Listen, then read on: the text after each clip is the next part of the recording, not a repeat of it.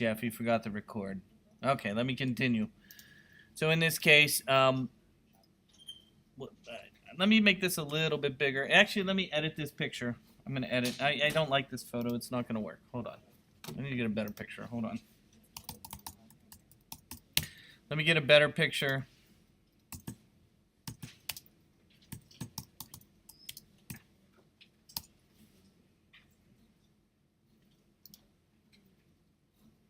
There we go.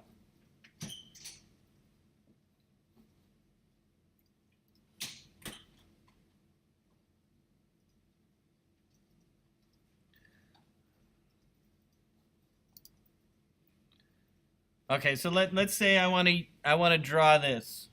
Okay. Woo! Too much work. I don't have that time. I am busy trying to do other things, but I need to put this into my show, whatever show I have. So I can actually copy this, and I can paste it into my document here. I'm going to leave that there. And then instead of it being a bitmap like it is, because you got all that background stuff and things like that, I can convert this into an object. To convert this into vectors inside of Illustrator, we use a tool called Image Trace. In the Image Trace, I'm going to tell the white area to be gone and just keep this. So I'm going to convert this into a vector, and the reason why I want to convert it into a vector so I can scale it, rotate it, and do things that aren't just like messy. So right now, you can't working with bitmaps in Illustrator is very difficult, and you don't have all those wonderful selection tools you have in Photoshop and all that other stuff. But you can take the bitmap image that you have here and you can convert it into a vector. To convert it into a vector, there is an image trace option right here. But if I just click it, it's going to do a default, and I don't want default. I want to be able to tell the computer what I want it to do. So I can actually bring up a pop-up window called Image Trace right here. And when I bring up the Image Trace pop-up window, you can get some options. Right now, I don't want to lose my color. Right now, it just says black and white. So I'm going to actually choose color right there. So it has my color, and you're limited by 30 colors, which is fine. We got a nice big, I might go down to 27. The less colors, the smaller the file. The other thing you keep in mind is that I want to get rid of this white that's on the outside. So I'm going to go to where it says advanced right there, and I'm going to twirl that down, and you see where it says ignore white? What this ignore white will do is it will remove the white that's outside my object. So it's under advanced setting right here. So again, I went to Image Trace. It's a pop-up window. I told it I want to use color, so I want to convert all this stuff to color. And I want to get rid of the white that's on the outside right here. So by doing so, if I hit preview, you can see what it's going to do. It doesn't. It's going to go and convert it. Now, ignore white. Got rid of some of the white inside the object. Bummer. Well, let's turn off ignore white and see what happens. It still keeps a little bit. Okay, let's turn it off then. I'm gonna turn off ignore white. I think there's probably a way that I could maybe reduce this so that it didn't do it. But now this is actually a vector, and if I want to, I can then go and put it in my scene. But that white is still causing problems. As you can see, it's covering all my stuff. So just like we did the expand appearance inside of for the rotating of the bullet thing, this bullet thing, I'm going to do expand appearance to this thing and remove the white that way. So here we go. Object, expand, boom, hit OK. It converts everything into an object. I can grab my white one now and select my white part and hit delete now. There we go. And now it's gone. Now I can use my rocket and I can scale it down and it can be part of my scene. I can squish it if I want, and of course it doesn't show up very well. Maybe I give it a drop shadow. Can I give it a drop shadow?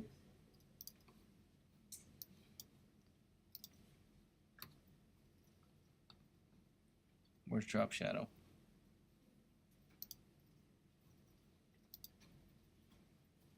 There we go. Maybe give it a little drop shadow. And there's my bullet. It's going to blow it up. Okay. It's probably not, you can't really see it very well, can you? No. Maybe if I give it an outer glow.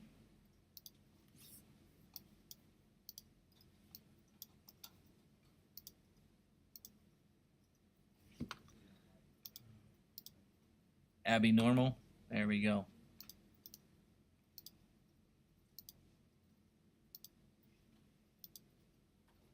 That's pretty ugly, isn't it? Boy, that's ugly. Okay, whatever. There we go. Okay, but again, you can convert a bitmap into a vector. So that's actually a vector. And it doesn't do it great, but it does do it. It depends on the setting. So next week we'll go into a lot of detail of the image trace, about how to do the image trace. We do it on a portrait of a person. It's usually what we do it on. I just wanted to point it out today. You know, try and draw your spaceship though. Don't just try and you know, the image trace does not really work well. This spaceship looks like crap. It doesn't look like a real spaceship. It looks like a bunch of splots. And then the very last assignment, you need to do a portrait. Don't do image trace on a portrait in this class. It's horrible. Looks like crap. So try and you know, so it's a quick, easy way to do stuff. But try and draw. Use the tools. You'll be much happier. You'll have much more better skills than just trying to image trace it. I don't really do it very often because it doesn't really do what I want. I do it with solid stuff. And those who use an interface design class, I use image trace all the time to make an icon, right? But not, you know, not something that's like a picture. Okay, let's practice our text around the outside. Okay, you can get an idea of how to draw something. I don't know.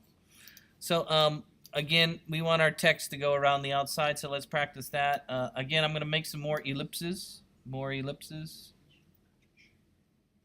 If I can find the center. Where's the center? Let me hide this stuff. This is only going to cause me more problems.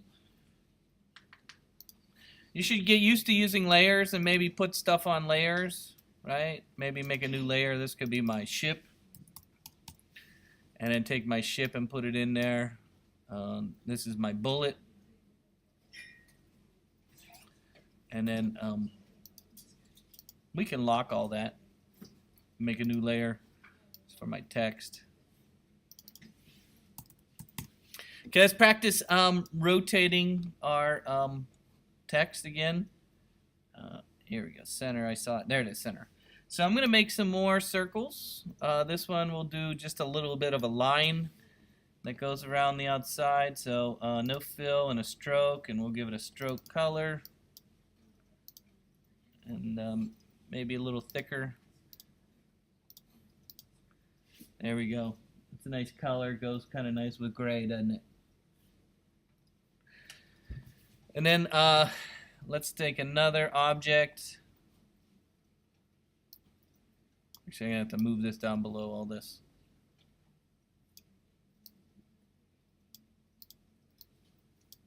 There we go. And let me make another object.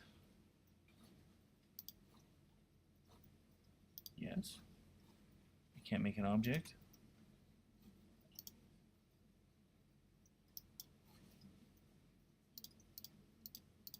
Whatever.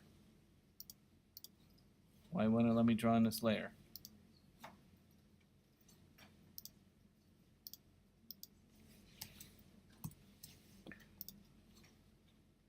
Okay, let me make another circle.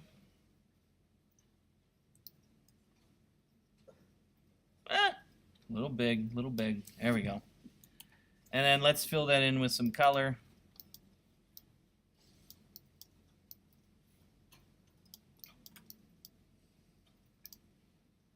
And let's reorder that. Remember, you can reorder things inside here, and then let's give it the same thickness. Oh, that's just the same thickness. Okay. Okay, and then let's put our text in. There we go. Oh, it looks a little thinner. Why is it not thick? What happened to this thickness? No.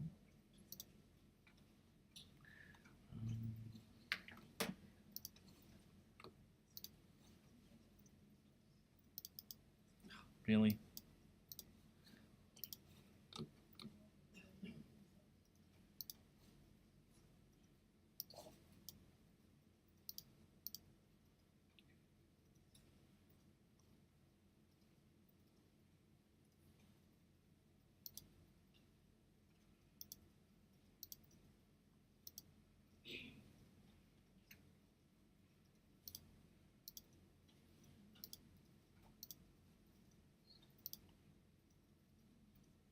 Okay, so let's put our text in. If you remember how to do text on a path, you need to have a circle to put the text on.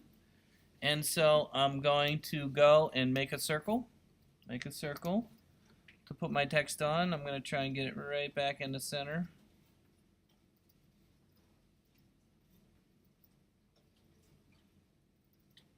Whatever. It's killing me here.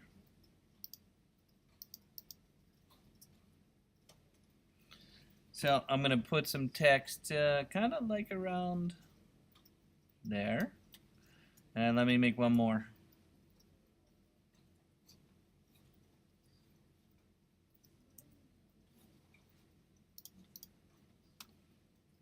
No.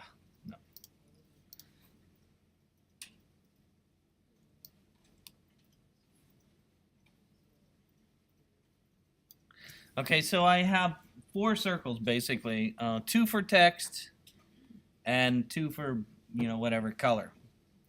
So here we go. So in this case, I want the text to go around the top to say one thing, and then to go around the bottom to say something else. If you remember, I had to like flip the text. If you remember, so again, let's start. We're gonna do text on a path right here. So we're gonna go. What are we going? We're going to Sirius. We're going some moon, right? And we're going to say finding water on the moon. And so just like text along the path, notice how the circle disappeared, right? And then I'm going to give my text some size by using the character option. Oh, and then you're supposed to actually save this as an SVG format, aren't you? Oh, which is going to give me a problem.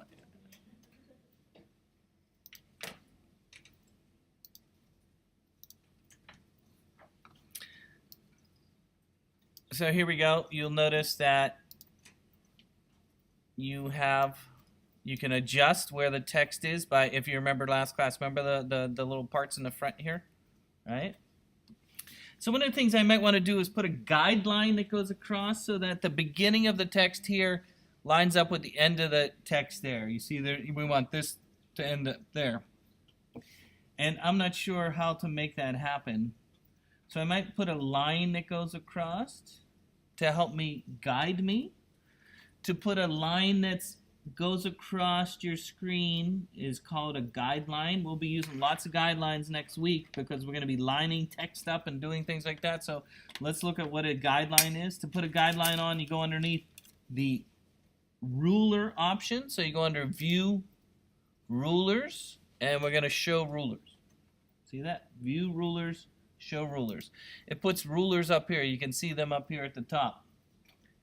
To put a guideline on, you put your cursor in the ruler, you hold the left mouse down, and you drag down, and it makes a line. I'm going to guess somewhere around here, and it makes this blue line or green line. Now this line is just a guideline. It doesn't show up if you print it, doesn't show up if you save it. It's something else.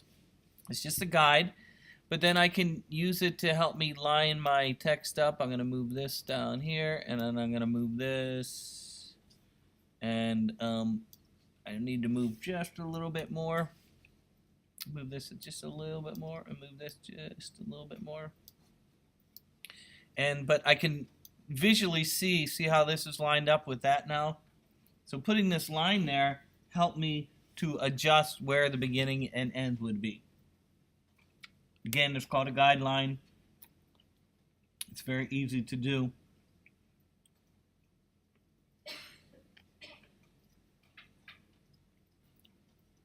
To make a guideline, let me review. To make a guideline, it's under View, Rulers, Show Rulers. You put your cursor in the ruler and you hold it down and drag out, and it makes a guideline like that. You can snap thing the guidelines and so on. It's very useful.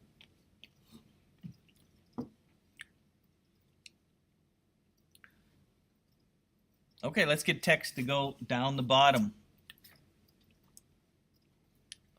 Before I continue, though, is I'm going to shrink this circle down just a little bit here. And I want it to line up with the top of the text because the bottom of the text is going to line up. So this circle that I have right here, I want to shrink it down a little bit so that the text lines up. Or I should make this text bigger. One of the two. Maybe I could just make the text bigger. Oh, let me just make the text bigger.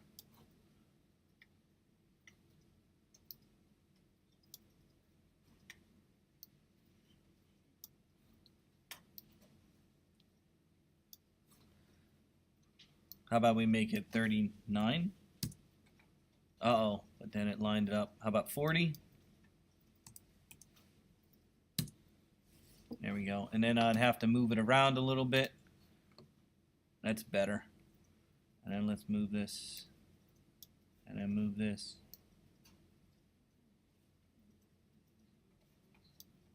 How about that? That's a little better. At least it's closer to this line. Okay, so let's make the text that goes along the bottom. So to make the text that goes along the bottom, we're going to use the type tool again. I'm going to do type along a path. I'm going to click on my path down here, anywhere down there. It's going to put the text in there, and we're going to be, what were we doing? USA and what? Who else are we going? USA and Spain?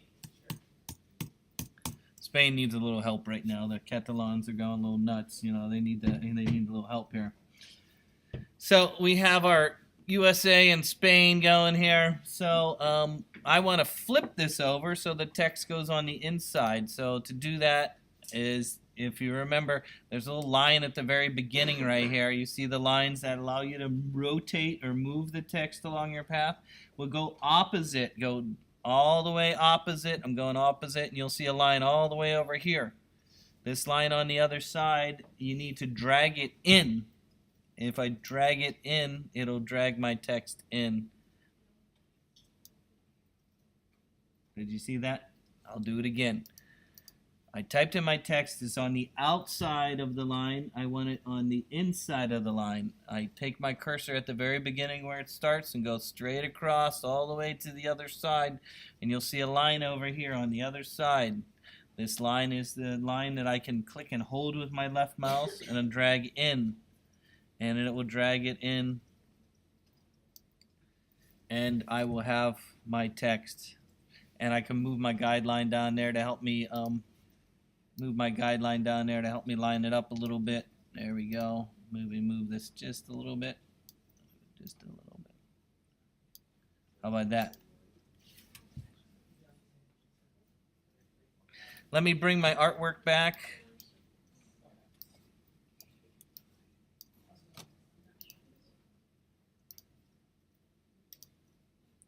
So I'm going to delete this because I don't like it. There we go. So I deleted the bitmap because my next example, I don't want a bitmap in. So let me give a different color in there. Hold on, I'm going to make my project a little bit better here. Let me just get a little bit nicer. How about green? Woo, that looks horrible. How about a gradient?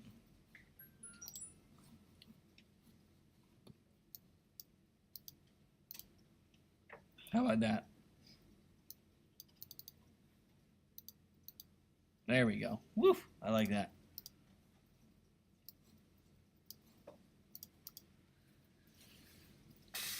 Okay, so I got rid of the bitmap for a reason, because I want to save this as a certain format that you're supposed to save yours in. And part of, if you read on your canvas, you're supposed to save something in SVG format. Okay, what is SVG? SVG stands for Scalable Vector Graphic. It's a format that we use mostly for the internet, and it's a version of XML. Anybody heard of XML?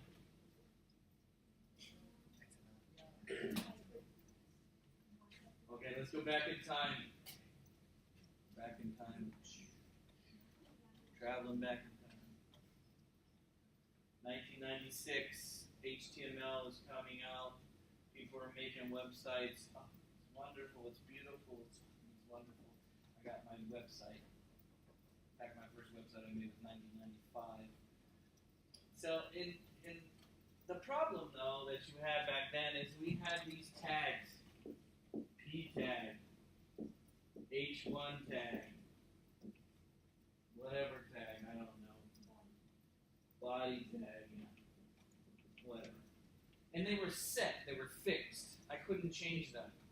And it was like, you can't, things that are fixed are hard, you can't adapt and revise them. So wouldn't it be great if I could make my own tags, right? I don't want a P tag, let's say I want a hockey. And I want sharks. And I want team. Right? I want that. This, that. I want that. So they came out with something called XML. It stands for Extensible Markup Language. Okay? And what that allows you to do is make your own tags. And the reason, one of the first reasons why it came out was so that you could share data. Like this, hockey, sharks, team. You look at XML every day. You're reading news. All that news feed is an XML feed. It's called a feed. Comes to you, hey. Because with the news team, AP Press, CNN, Fox News, they put out a feed, and then other news organizations take that feed and put it on their site. It's in that format. It's like little hashtags almost in the same sense in terms of anything related to hockey. It'll post that as a category of whatever. Yeah, it's a category. It's just like, it's like a bulk of data that is in categories and stuff. Well, they took the same idea and said, well, what can't we make graphics with that? Well, sure. Okay, so then they came up with a way of making code that had round circle. How big is the circle? Radius. Color. And they started making this. Like that. So vector stuff, just like that, lent itself to that. So I can export this in an XML version, and that XML version is called SVG. It's just a version of XML, made up tags like this, and I can put it on the website, and I can put it anywhere. Here's the problem. Fonts don't work well. So how do we convert our font to an object? Create outlines. Beautiful. Create outline. So I'm going to convert this text into an object before I make an SVG. Notice I also got rid of a bitmap. The bitmap doesn't lend itself to SVG either. Remember, the term is called scalable vector graphic, right? Scalable vector graphic. So that bitmap, remember that picture of the moon that I had there? That wouldn't work well. So you need to use vectors for SVG. Okay, so two things. I'm going to get rid of the text. I'm going to select all the text, and to create outline is under type. Create outlines right there. Boom. Now the text is no longer text. It is a object. That's the number one thing mistake students make in this. Actually, you won't believe how many I get if somebody will send me an SVG with the text still there. Don't forget, convert your text to objects. Don't forget that. Next, I'm going to shrink my artboard down to the size of my my art.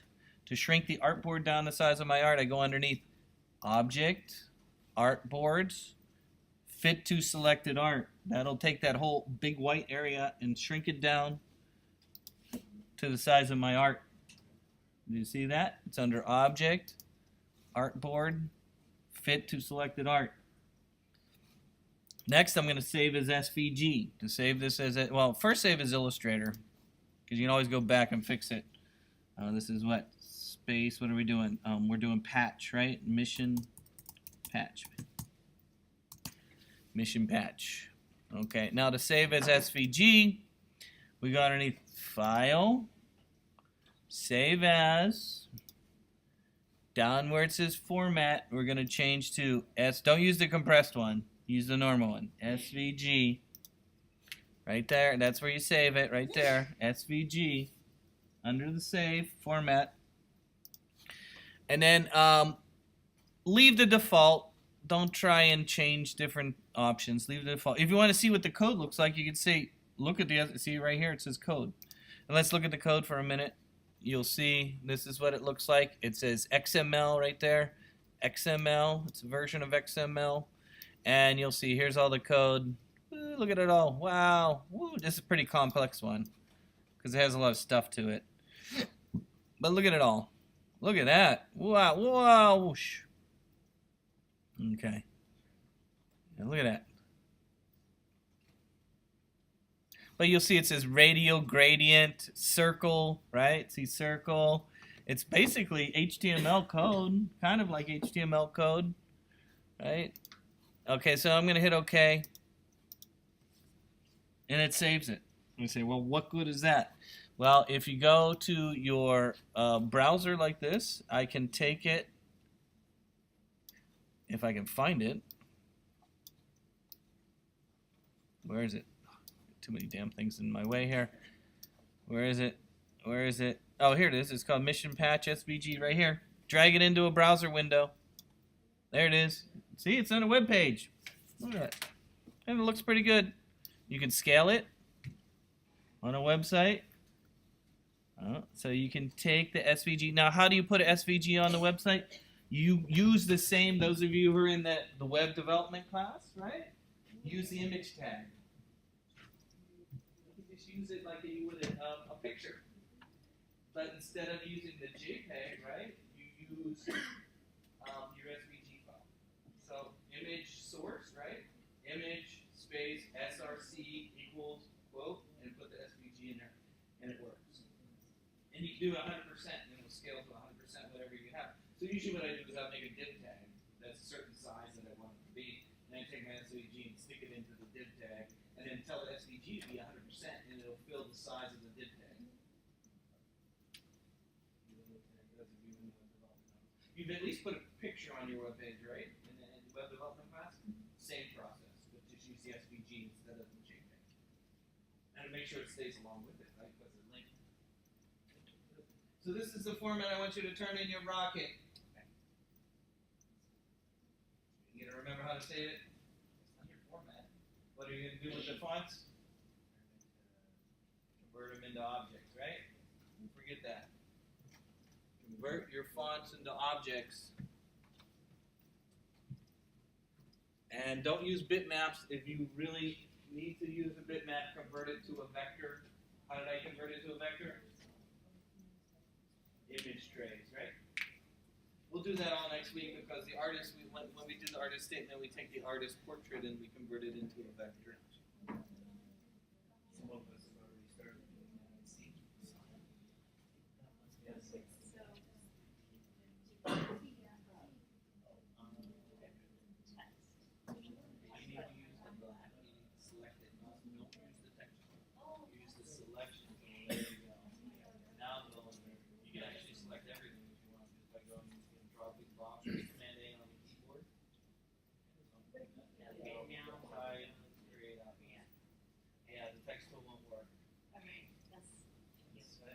A lot to remember. So doing the words on the bottom, then you have to make a separate circle. You can't use the center. Because it puts everything in a circle around. Yeah.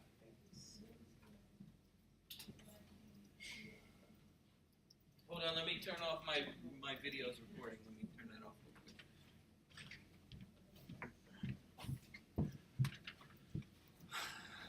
Hold on.